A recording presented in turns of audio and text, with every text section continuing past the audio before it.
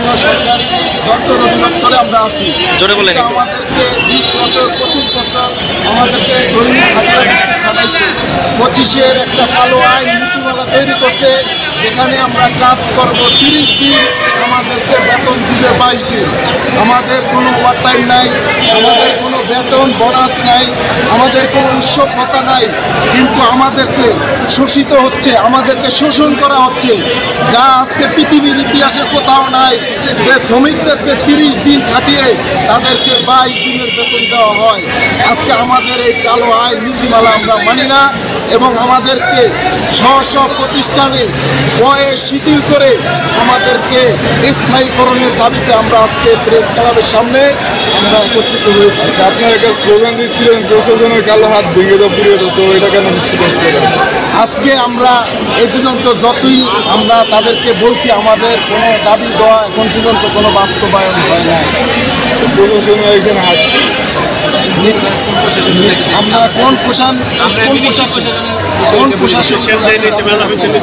আমরা তো আমাদেরকে কালো আইনটা তৈরি করে দিছে মিনিস্ট্রি থেকে, আমাদেরকে কালো আইন তৈরি করে দিছে মিনিস্ট্রি থেকে। আমরা সেই প্রশাসনকে বুঝাচ্ছি যে আমাদের কালো আইন বাতিল করে আমাদেরকে স্ব প্রতিষ্ঠানে আমাদেরকে স্থায়ীকরণ করা হোক। এটা আমাদের দাবি, আমাদের ন্যায্য দাবি।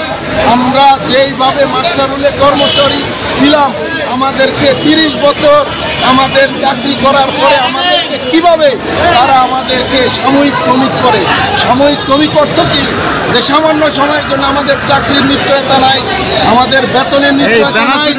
আমরা আজকে 4-5 মাস যাবৎ আমরা কোনো বেতন পাচ্ছি না।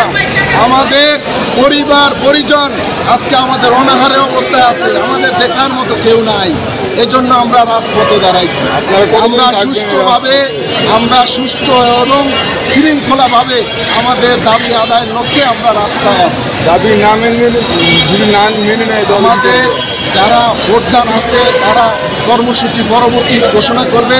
আমাদের পক্ষ থেকে সচিবালয় 10 জনের একটা কমিটি গেছে, তারা সচিবদের সাথে আলোচনা করার পরে মহোদয়রা যা ডিসিশন দেয় এরপরে আমাদের কর্মসূচি বাকিটা ঘোষণা করা হবে।